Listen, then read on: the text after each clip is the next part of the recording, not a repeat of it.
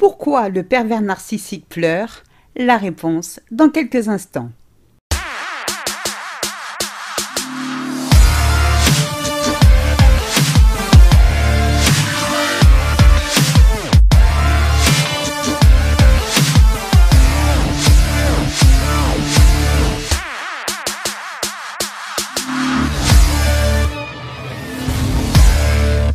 Bonjour à toutes et bienvenue dans ce 13e épisode de Mon bonheur, ma responsabilité, le podcast de toutes les femmes qui ont décidé de dire bye-bye aux relations de merde.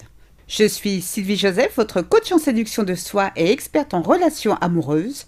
Je vous accompagne à être heureuse en amour, à détecter les partenaires toxiques, mais aussi à rompre avec les comportements qui nuisent à vos efforts de séduction. Je vous invite dès à présent à vous abonner à ce podcast afin de ne manquer aucun épisode. Rendez-vous également sur mon site internet www.sylviejoseph.com pour télécharger gratuitement mon guide 25 erreurs qui mènent inévitablement à la relation toxique. Dans l'épisode d'aujourd'hui, nous allons découvrir qu'est-ce qui se cache derrière les larmes du pervers narcissique. Pourquoi le pervers narcissique pleure? En général, nous pleurons pour diverses raisons. À cause d'une triste nouvelle, la perte d'un proche, la misère dans le monde ou à cause d'une douleur physique ou psychologique, mais aussi nous pleurons par pur bonheur. Nos larmes coulent quand nous pleurons de joie. Mais qu'en est-il des narcissiques? Pleurent-ils? Non, disent certaines, parce que le PN est dénué d'émotions. Seules les personnes avec des émotions sincères peuvent pleurer, pensent-elles.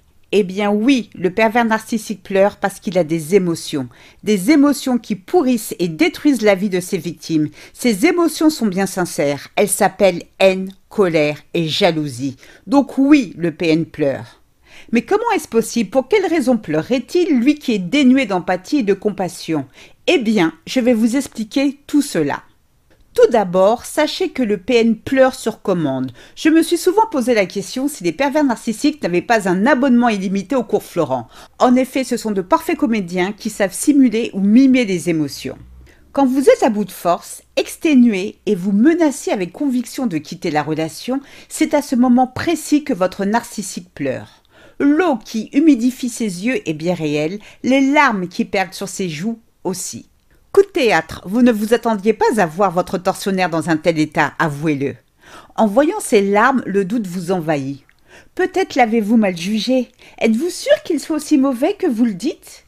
Compte tenu de la tristesse qu'il exprime, il est probablement profondément désolé du mal qu'il vous a fait. Si ça se trouve, il vous aime vraiment et ne peut envisager de vivre sans vous, qu'en pensez-vous? En réalité, en tant qu'héritier légitime de Satan, votre pervers narcissique pleure dans le seul but de vous manipuler, de vous cadenasser et rien d'autre. Il souhaite que ces larmes de crocodile vous apitoient et vous culpabilisent. Il est convaincu que ce ne sera pas bien difficile avec une femme aussi empathique que vous.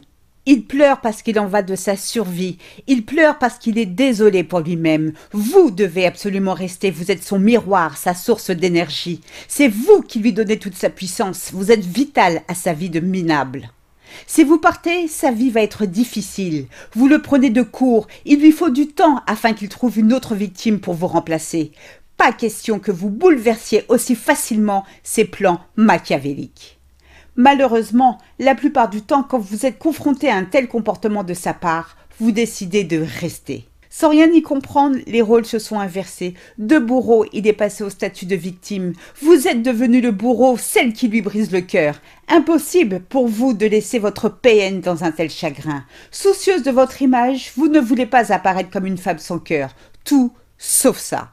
Ces larmes de crocodile vous ont fait oublier le passé. Ces larmes de crocodile vous ont fait oublier ces humiliations à votre égard. Ces larmes de crocodile vous ont fait oublier à quel point vous êtes malheureuse à ses côtés.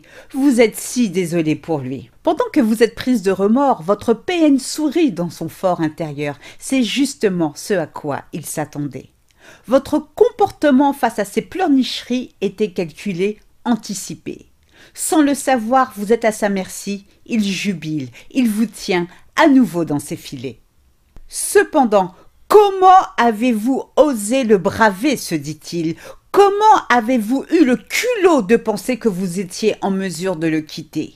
Vous payerez pour votre impertinence quand le moment sera venu, et ce moment viendra. Quand vous avez le courage de camper sur votre décision, c'est-à-dire lui tenir tête quant à votre décision de le quitter, votre PN passe comme par magie des larmes à la colère. Son masque tombe et son vrai visage apparaît. Furieux de votre décision, il vous insulte, vous humilie, vous incrimine à tort de vouloir saboter la relation. Il vous rappelle tout ce qu'il a fait pour vous. Sans lui, vous n'êtes rien. Et c'est vraiment quand il sent que la partie est définitivement perdue pour lui qu'il se remet à pleurer comme un gosse de 4 ans qui n'a pas eu le jouet qu'il désire. Il pleure parce qu'il se retrouve face à lui-même, ce qu'il déteste. Ne cherchez pas à comprendre un narcissique, c'est impossible, c'est peine perdue. Vous ne pouvez pas penser comme lui. Un pervers narcissique n'a aucune empathie pour les autres et n'en aura jamais. Quand il ressent du chagrin, c'est pour lui-même. Quand un narcissique pleure, il attend que vous pleuriez avec lui. Vous êtes son public. La crédibilité de sa prestation théâtrale dépend si vous restez ou non dans la relation. Son but ultime est de vous manipuler, de vous détruire, de vous briser. Bien que cela puisse parfois être dur, ne vous laissez pas attendrir par ses larmes. Vous le regretteriez. Fuyez, fuyez cet homme mauvais qui ressent du dégoût pour lui-même et pour les autres. Vous méritez le meilleur. Ne laissez jamais, jamais personne vous en dissuader. Croyez en vous et n'oubliez pas, je suis là pour vous aider. C'est ainsi que se termine ce podcast. J'espère qu'il vous a plu. Si c'est le cas, je vous invite à vous abonner, à liker, à le partager. J'en serai ravie. Rendez-vous également sur mon site internet www.sylviejoseph.com pour télécharger gratuitement mon guide 25 erreurs qui mènent inévitablement à la relation toxique. Je vous remercie du fond du cœur pour votre écoute et votre fidélité. Portez-vous bien et à très bientôt pour de nouvelles aventures. À très vite, gros bisous à tous et surtout n'oubliez pas, je vous souhaite le meilleur. Ciao, bye bye.